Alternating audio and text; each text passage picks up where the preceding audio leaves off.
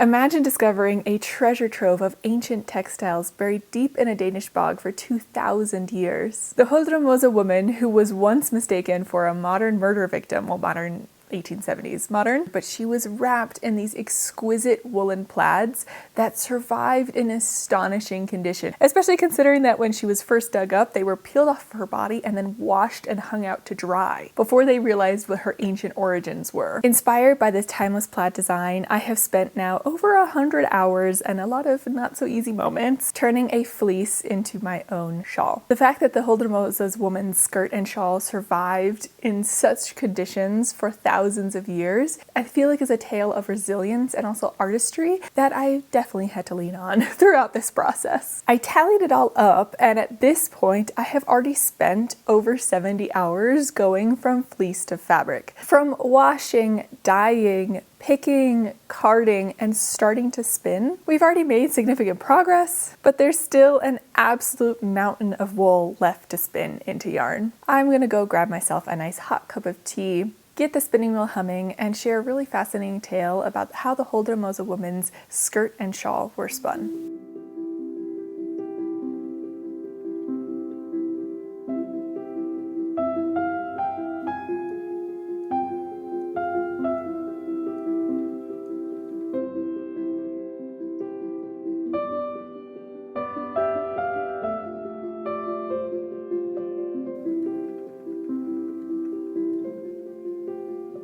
Imagine living in the Scandinavian Iron Age, many years before the spinning wheel that I'm using. How would they have turned their fleece into yarn? They would have used the drop spindle. Drop spindles weren't just tools, but they were also wonderful examples of craftsmanship, and we're lucky enough to have quite a few left in museum collections. They are integral to daily life, and many spindle whorls and spindles were found as grave goods in burials of the time. They were central to the creation of cloth, which was a highly valuable good because it was super costly and time-consuming to create. It was my dream for this project to make the entire shawl on a drop spindle as well, since I really wanted to lean into this ancient Iron Age design, but I am just not very good on a drop spindle, and it would have taken me much longer to create, so I'm leaning into using a more modern invention, my spinning wheel. As I restart to spin and I tip my wheel into the clockwise direction, you might be wondering to yourself, does it matter which way you spin wool? For certain plant fibers, like linen, it certainly does, because linen has a natural twist to it already in the S direction, or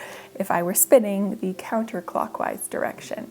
So you make a stronger yarn and thread if you follow flax's natural inclination to S twist. Wool doesn't have an inherent twist, so spin direction is a little bit more based on a region's tradition. Different textiles on the Huldremose's woman's body were spun in different directions, but for her shawl and her skirt, both threads were spun in the S-twist or counterclockwise direction. The yarn was woven as singles, which means just one spun thread. However, I am not a very proficient spinner yet, so I'm not so sure that I can put my singles to the strain of tension under warping when I'm weaving, and so instead I am going to spin my wool Z-twist and ply it S-twist for weaving my version of the shawl. That'll give it a little bit more strength, and hopefully it'll hold up to the pressures of a loom. So I'll spin it back on itself once I'm done creating all of the initial single ply Z-twisted threads. I've got quite a lot of wool to spin, so while I work through my mountain of fluff, let me take a moment to tell you about the sponsor of today's video, Blueland.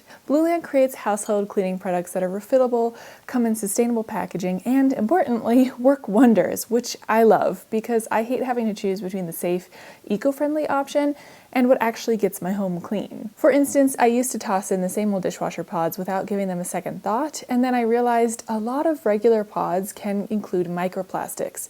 And if there's one place I don't want leftover residue, it's on my dishes. And that's what first led me to try out Blueland's dishwasher tablets. I love that Blueland's products come with no single-use plastic. Instead, they arrive in compostable packaging, so I'm not constantly throwing away plastic. Everything is sourced from ingredients without harsh stuff like phosphates, chlorine bleach, parabens, ammonia, or phthalates. They're also hypoallergenic, vegan, and non-GMO. Even better, these tablets are proven to work on tough stains like coffee or wine, and trust me, they handle stuck on food like a champ. After spinning all day, I don't need to waste time pre-rinsing or scrubbing pots and plates. I just pop a tablet in the dispenser and let the dishwasher run. No rinse aid needed, yet my glassware still comes out sparkling. Blueland also makes it easy to stock up. You can order refills in bulk or set up a subscription so you never run out, and you end up saving even more that way. Refill tablets start at just $2.25. Best of all, if you're curious to try it, Blueland is sharing a special offer just for my viewers. Click my link below or scan the QR code to get 15% off of your first kit. Whether you're busy making a shawl like I am or just juggling daily life, this is an easy way to keep your dishes clean while looking out for yourself and the planet. Thank you again so much to Blueland for sponsoring today's video and making it possible for me to make videos like this. And let's get back to working on that mountain of wool I have to spin. Hello, so I am coming with a bit of an update. I finished spinning the rose color, the gray color, and the gold color, which is on here. The bobbin is nearly full. I wanted to keep going because, as you can see, I have quite a bit of wool left. We're at the point where just over 3/4 of this is just ripping in my hands as I'm attempting to spin it. So I decided to stop where I am because I am planning to use some of this wool for my warp, and it needs to not rip under tension. I am, however, still out of the corner of my eye looking at a humongous pile of the undyed wool that I have to spin. And you might be wondering why I'm kind of whispering at the moment and I'm a little bit quiet. It's taken me quite a long time to spin the rest of this because I actually am currently recovering from surgery. So I haven't been feeling my best. And I'm fine, everything's good. It's just anesthesia and I and the surgery, incisions and I, we're just not getting along the best right now. And so because before the surgery I had started spinning this on my Kromsky wheel, I wanted to finish it, start and finish on the same wheel to hopefully have some consistency. I don't have the energy right now to pedal something with my foot while working the wool with my hands. So I'm going to be switching to something else. I was considering switching to my Canadian production wheel, but like I said, because of my current low to non-existent energy levels, I think I'm going to switch to my EEW, my electric eel wheel, and that'll allow me to just kind of sit back and only work with my hands, and the wheel can do the spinning itself for me. I do enjoy the tactile bit of spinning. I'm enjoying that a lot, but I won't lie, the amount of time it's taken me to turn the rest of this fleece into yarn has me seriously looking up the patents to create my own spinning frame. I'm not quite there yet, but it's not too much of a joke, I won't lie. Okay, so let me break out my electric wheel and I will tackle the rest of the bats of wool that I have, and we can get to plying because I have something interesting to tell you about plying as well.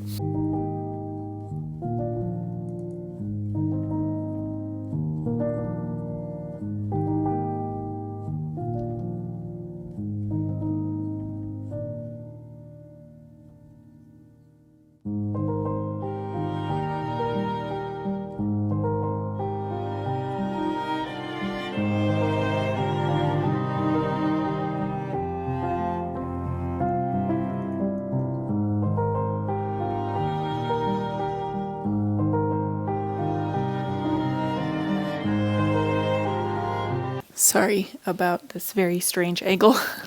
I've just been spinning on the floor. The problem is I am on my last bat and a half of spinning. I'm so close, but my electric wheel here that I'm using is just, it's been struggling. I don't know why. I think I've put it through a little too much and it wouldn't turn on just now. So let me see if I can get it to turn on. Oh, it's not turning on. It's not going. It should be moving. Nothing's happening. I've already looked at the circuit board and I've looked at the connections of the motor, and I'm not exactly sure what might be wrong. I think I'm just maybe putting it through too much. I have done non-stop spinning for days and days on end, and I think I might have just kind of been a little too hard on the motor. I'm so close to finishing. Look, this is all I have left. These two and this one. And then I'm done.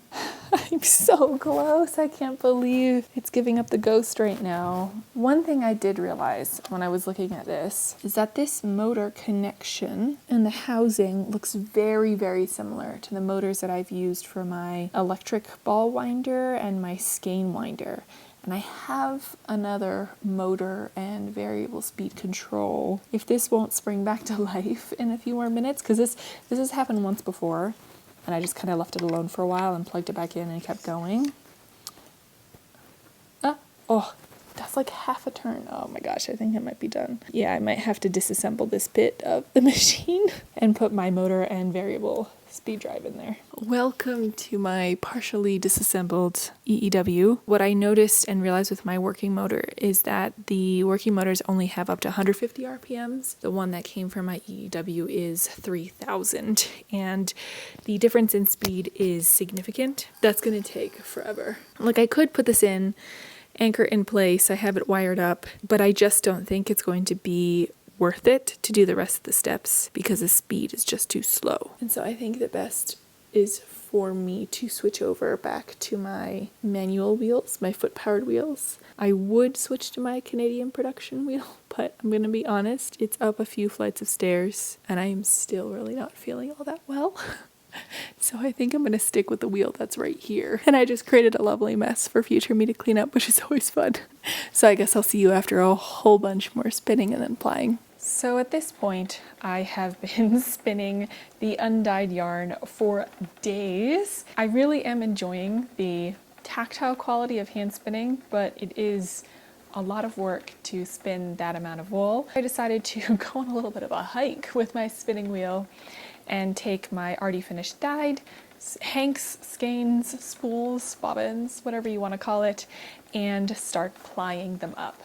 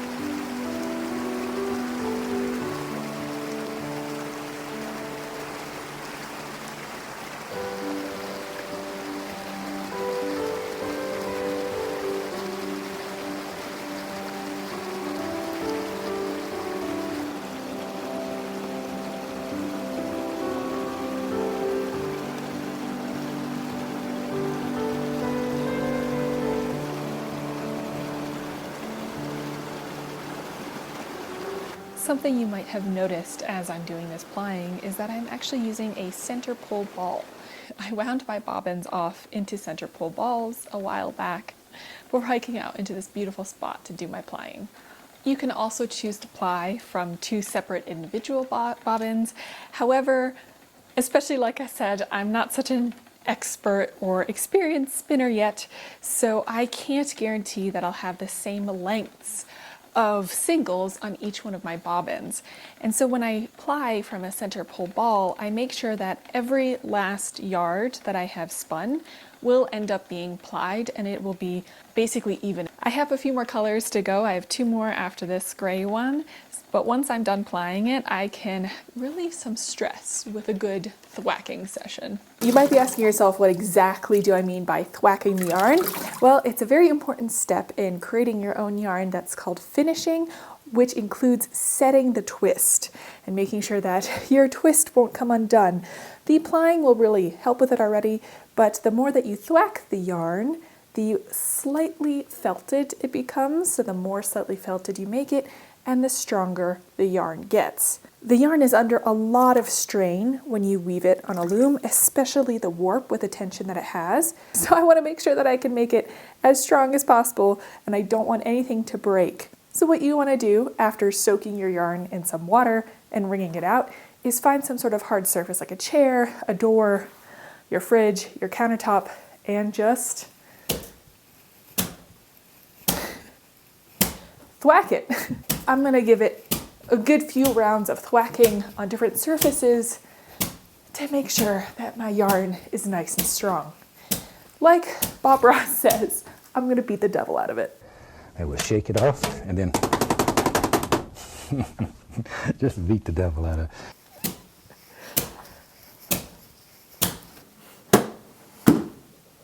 Now that I have spun all of my wool into yarn, plied it back on itself for a little extra strength, wet finished it and thwacked it, it is ready to go onto my loom. But before we do so, there's a few things that I want to talk about that I took into consideration. So first of all, the looms that I have are quite the modern marvel compared to what the Huldremose woman's fabric was likely woven on. It would have likely been made on a warp weighted loom, which is a vertical loom, or a tubular style loom, which is my dream to make one day. But for the sake of time, I decided to use my table loom. I do have a 1970s floor loom, which would be amazing to use, but I already have it fully threaded up for a project that I haven't had a chance to tie on yet. So I don't want to undo 500 threads just to redo them later, so I decided to instead to use my table loom for this. I fully admit that my project is going to be nowhere near what the Huldremose woman's shawl looked like. It is inspired by that craft because it is fully handmade by me from the raw fleece, but using modern tools and modern designs. And I do hope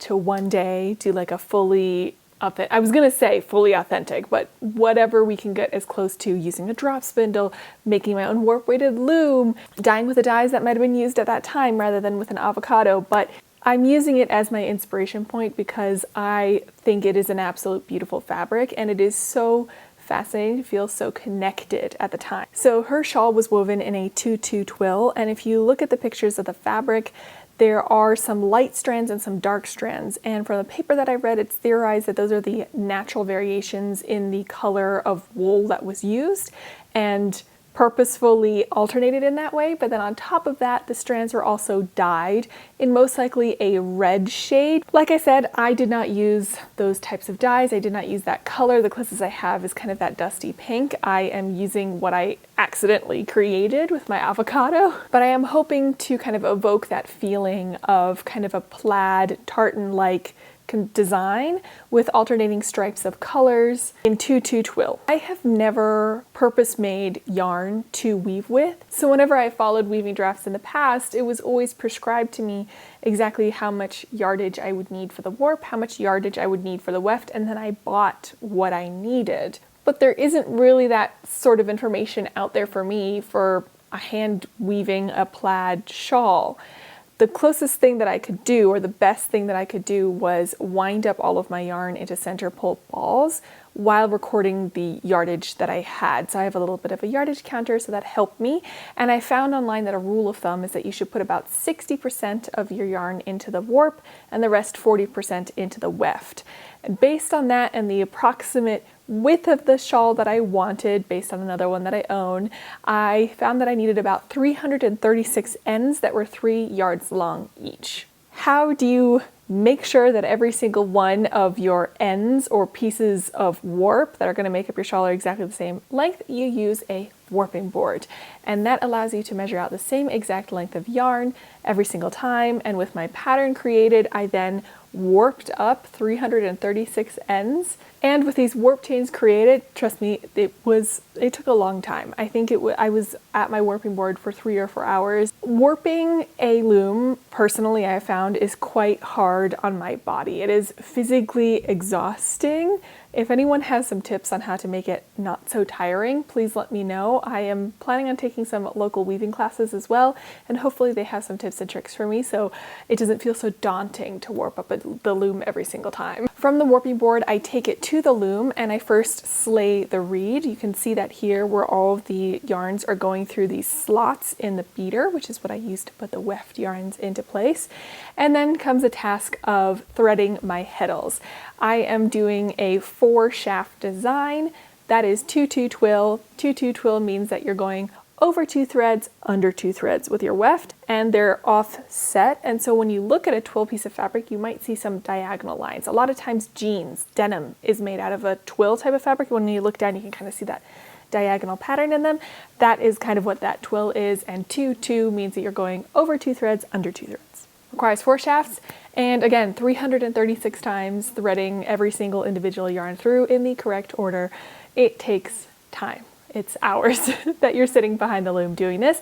I'm just glad it's a table loom, so I'm not crouching down or sitting down somewhere behind my floor loom. I'm able to sit up at my table, and that is a little bit more comfortable to do. And now the next step is what kind of caused me pause, and the reason that I plied my yarn, and the reason I thwacked it really good, is it's time to beam my warp and put it under tension. You need the warp under tension in order to weave evenly, but it is definitely the bit where things can start going wrong. You can start breaking your threads. And so I'm beaming the warp, slowly turning it on, tying it to the front and back beams, and putting it under tension. And thankfully, it looked like everything went pretty well, and my warp withstood the tension test on my loom. It's really exciting to get to this point where you have a hand-spun warp that is holding up to that pressure. It's 7 hours after I started warping my loom. I'm just not very fast at warping looms. I don't know, maybe 7 hours just feels like a long time, and my back hurts, my shoulders hurt, my arms hurt. It's an intense process to get the loom set up. But I'm really excited because I think it's set up as well as I'm ever gonna get it, I'm pretty sure. I am about to throw my first pick, aka put the first bit of weft down. I've basically created half of the fabric already. I put the warp in place, which means that half of my fabric is created. The other half is going to be the cross bit of it. So I need to fill up my quill for my boat shuttle. Here's my shuttle for this. Because the shed that is created by this loom is so small, I have to have quite a small shuttle that'll fit through it. And this is called a boat shed, a boat shuttle, because it looks like a little boat. It's so cute. But I need to fill the quill, or bobbin, but it's called a quill for the boat shuttles, with the yarn that I'm going to weave. So let me do that, and then I'll throw my first pick.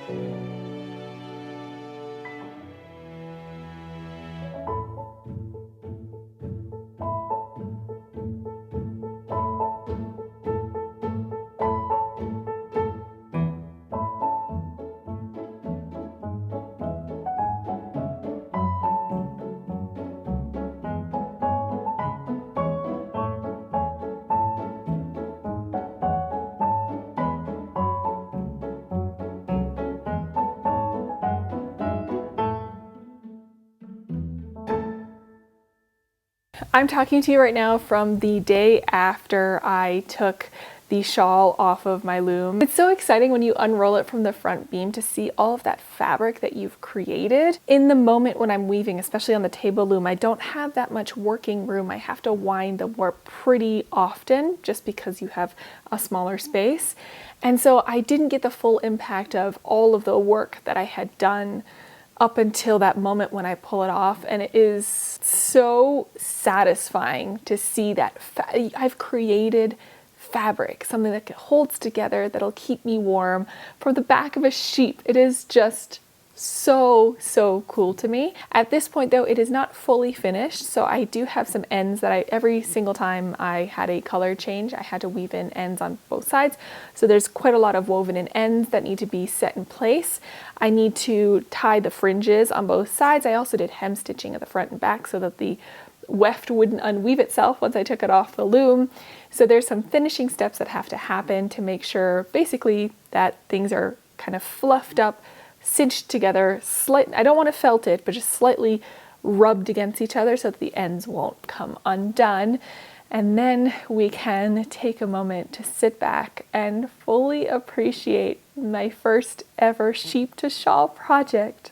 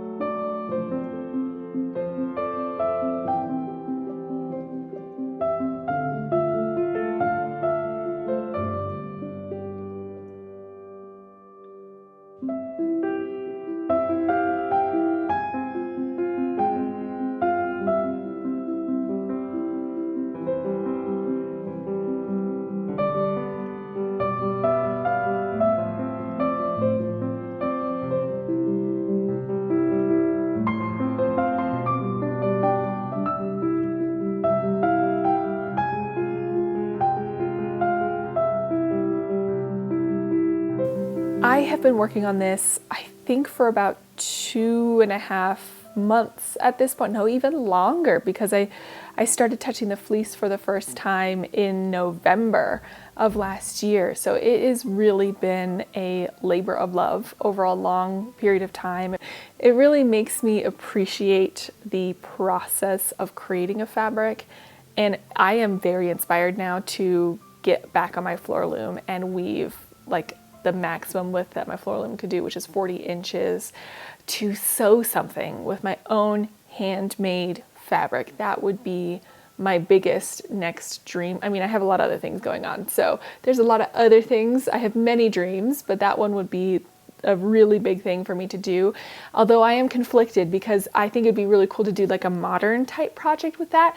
But then I also want to go into like a very historically nitty gritty type of project where I either recreate the Huldremose women's garments in as much detail as I can, or I take a page out of Evie's book from Jillian Eve, where she has started the recreation of a Viking outfit, because we have a researcher has put out 2 separate books on like to the spin grist detail information on how to recreate what wool to use, how much to spin it, what direction to spin it, what direction if it's plied, if it's not plied, if it's dyed, if it's not dyed, the exact patterns. You can do a full reconstruction with all of that. I think that would be amazing for me to work on. It would be huge.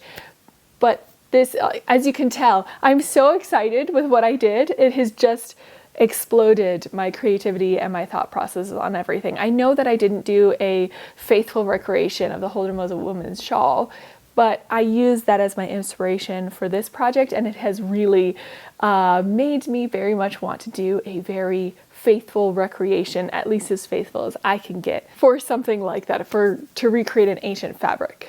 I think that would be amazing. This project was definitely a challenge. Like I said, I started a long time ago. I had some health issues and other things that came up to really drag it out a little bit further, recovering from surgery, and that was really hard because I wanted to work on it so bad and I couldn't, and it's really tough when everything in you is wanting to do something and you physically can't. So it's really wonderful to get to this point of being able to finish this, and thank you so much for joining me. I have all of the videos, I think, together if you want to watch up to this point, how we got here, what we did, how I worked on it, how I got here.